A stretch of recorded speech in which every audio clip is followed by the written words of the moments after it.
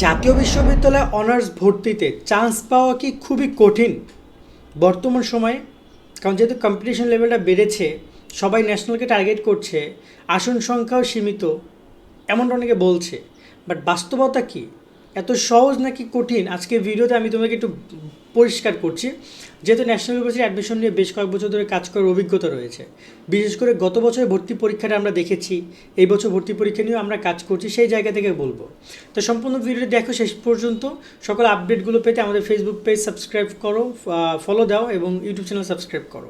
আর যারা আমাদের অনার্স ভর্তি পরীক্ষার কোর্সে অ্যাড হতে চাও, চাইলে বিস্তারিত দেখে চাইলে কোর্সে জয়েন হতে পারো।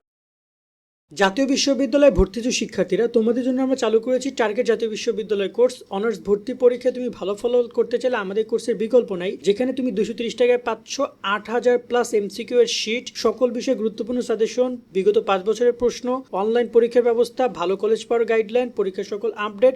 এই এক কোর্সে তুমি সবকিছু পেয়ে যাবে, আলাদা কোনো বই কোনো কিছু কিনতে হবে না। অলরেডি আমাদের কোর্সে যুক্ত হয়েছে কয়েক হাজার শিক্ষার্থী, তুমিও আজকেই যুক্ত হয়ে যাও আমাদের এই কোর্সে এবং শুরু করে দাও ভালো পরীক্ষা দেওয়ার প্রস্তুতি। কোর্সে যুক্ত হতে এই নাম্বারে বিকাশ বা নগদ থেকে 230 টাকা সেন্ড মানি করে আমাদেরকে হোয়াটসঅ্যাপে মেসেজ করে আমরা কোর্স লিঙ্ক তোমাকে দিয়ে দিচ্ছি। বিস্তারিত কমেন্ট এবং ডিসক্রিপশনে দিয়ে দেওয়া হলো। আশা করি তুমি বিস্তারিত দেখেছো, চাইলে কোর্সে জয়েন হতে পারো, কারণ এই যে শিটগুলো থেকে তোমাদের পরীক্ষা এমসিকিউ কমন পড়বে। এছাড়া আমরা অনলাইন এক্সাম নিচ্ছি, পরীক্ষার গাইডলাইন দিচ্ছি, মানে বলতে পারছো কমপ্লিট প্যাকেজ মাত্র 230 টাকায়। তাই কোর্সে জয়েন হয়ে যাও। এবার কথা বলি পরীক্ষা দেওয়ার শেষে চান্স পাওয়া কি খুব কঠিন কিনা।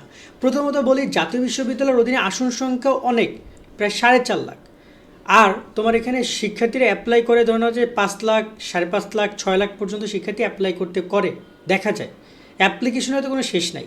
তা 4.5 লাখ শিক্ষার্থী আসন সংখ্যা থাকলেও জাতীয় বিশ্ববিদ্যালয়ের জন্য ভালো কলেজের সংখ্যা যদি ধরি, সব মিলেও 800 কলেজ আছে, তার মধ্যে মিনিমাম ধরুন 3 থেকে 400 কলেজ একদম ভালো কলেজ বা টপ লেভেলের কলেজ, আর বাকি কলেজগুলো একটু অচপরা গায়ে, উপজেলা পর্যায়ে, জেলা পর্যায়ে, প্রাইভেট কলেজ এরকমের আর কি।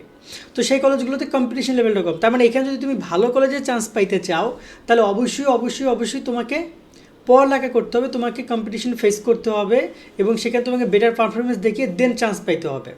তোমার জন্য কঠিন। কিন্তু যদি ওভারঅল তুমি ন্যাশনালে চান্স পাইতে চাও অনার্সে, তাহলে খুব কঠিন না, কারণ এমনও কলেজ আছে, এমনও সাবজেক্ট আছে যেখানে তুমি শুধুমাত্র 35 পেয়ে পাশ করলেই চান্স পাইয়ে যাবে, কারণ ওই সব কলেজে কেউ ভর্তি হতে চায় না, কেউ ভর্তি হতে যায় না সেখানে। এমনও অনেক কলেজ আছে আমাদের পরিচিত, আমরা খোঁজখবর নিয়ে দেখেছি। সো বিষয়টা এইভাবে আসতেছে। 2 নম্বর যে বিষয়টা আসতেছে সেটা হচ্ছে যে এই যে 4.5 লাখ আসন সংখ্যা, প্রতি বছর কি এত শিক্ষার্থী পাশ করে? এর থেকে বেশি করে না? অবশ্যই এর থেকে বেশি করে। প্রায় 4.5 লাখের জায়গায় ধরেন 4,60,000, গত বছর 4,60,000 পাস করছে, তার আগের বছর তো পরীক্ষা হয় নাই। বাট নর্মালি এরকম শিক্ষার্থীরা অনেকেই পাশ করে। পাশ করলেও কিন্তু অনেকে আবার ভর্তি হতে পারে না। আবার তোমার এখানে ধরুন হচ্ছে 4.5 লাখ শিক্ষার্থী পাশ করেছে, মানে যত আসন ততজন শিক্ষার্থী পাশ করেছে, তাহলে কি হওয়া উচিত? সারা দেশের সব কলেজে শিক্ষার্থী ভর্তি হওয়া উচিত। কিন্তু তোমরা জানো তারপরে কিন্তু প্রত্যেক বছর 30-40 হাজার আসন সংখ্যা ফাঁকা থাকে। ওই কলেজগুলো ফাঁকা থাকে যে কলেজগুলো প্রাইভেট, যে কলেজগুলো একদম একটু গ্রাম পর্যায়ে বা একটু অন্যদিকে, ওই কলেজগুলো কিন্তু তোমার হচ্ছে নিম্নমানের কলেজ, সেগুলোতে কিন্তু সেই আসন সংখ্যা দায়ে দেখা যায় আসন আছে 100, ভর্তি হয়েছে 40-50 জন, 60-70টা আসন ফাঁকা থেকে যায়। তো এরকম কিন্তু অনেক কলেজে আসন সংখ্যা কী থাকে, ফাঁকা থেকে যায়। সো এই জায়গায় জাতীয় বিশ্ববিদ্যালয় এইসব জায়গার ক্ষেত্রে চান্স পাওয়া কঠিন কিছু না। কিন্তু তোমার যদি টার্গেট থাকে যে না আমি এটা ভালো কলেজে পড়বো, ভালোটা সাবজেক্টে পড়বো, তখন তোমাকে বড় কম্পিটিশন ফেস করতে হয়। যেমন ধরো যে বাংলাদেশের টপ লেভেলের ধরো 50টা মিনিমাম ভালো ভালো খুব কলেজ আছে ন্যাশনাল ইউনিভার্সিটির আন্ডারে। তো সেই কলেজগুলো চান্স পেতে গেলে তোমাকে মোটামুটি 150, 60, 70 পর্যন্ত টোটাল 200 মার্কের মধ্যে রাখা লাগতে পারে। ঠিক আছে, এবং এখানে বলা হয়েছে এরকমভাবে যদি একই জনের একই রকমের নাম্বার তোমার হয়, ধর তোমার 160, তোমার বন্ধুর 160, দুজনই একই কলেজে একই সাবজেক্ট অ্যাপ্লাই করেছো, তাহলে তোমার এখানে দেখা হবে তোমাদের বাংলা, ইংরেজি সহ আরও বেশ কিছু ক্রাইটেরিয়া আছে মেধাক্রম নির্ধারণের, সেগুলো নির্ধারণ করে করে এই রেজাল্টগুলো কিন্তু তোমাদেরকে মূল্যায়ন করা হবে এবং তোমাদেরকে চান্স মানে নেওয়া হবে আর কি কলেজে। তো সব কিছু মিলে কি বুঝলা যে চান্স পাওয়া খুব কঠিন না, তবে ভালো কলেজে চান্স পাওয়াটা যথেষ্ট কঠিন এবং ভালো সাবজেক্টের একইভাবে কথা বলছি। তা আমি সবাইকে অনুরোধ করবো পড়ালেখা করো, পড়ালেখার মধ্যে থাকো, ভালোটা কলেজ ভালোটা সাবজেক্ট লাইফকে ঘুরে দিতে পারে। সো ট্রাই করো একটা বেস্ট আউটপুট দেওয়ার জন্য এক্সামে, কারণ এক্সাম একবারই হয়। এবং এখানে একটা কথা বলতে চাই, ন্যাশনাল ইউনিভার্সিটি ভালো কলেজগুলোতে মানে ওভারঅল শিক্ষার্থীদেরকে মানে অপরচুনিটি দেওয়ার জন্য তারা কিন্তু প্রথমবার আবেদন দিয়েছে, তারপর আবার দ্বিতীয়বার মেধা তালিকা, তৃতীয়বার কোটা তালিকা, 3বার রেজাল্ট দিবে, তারপর আবার রিলিজ স্লিপ প্রথম, রিলিজ স্লিপ দ্বিতীয়, তার মানে আরও 2বার, টোটাল 5বার তোমার রেজাল্ট দিচ্ছে। টোটাল 5বারে তুমি কলেজে অ্যাপ্লাই করতে পারবা 11টা।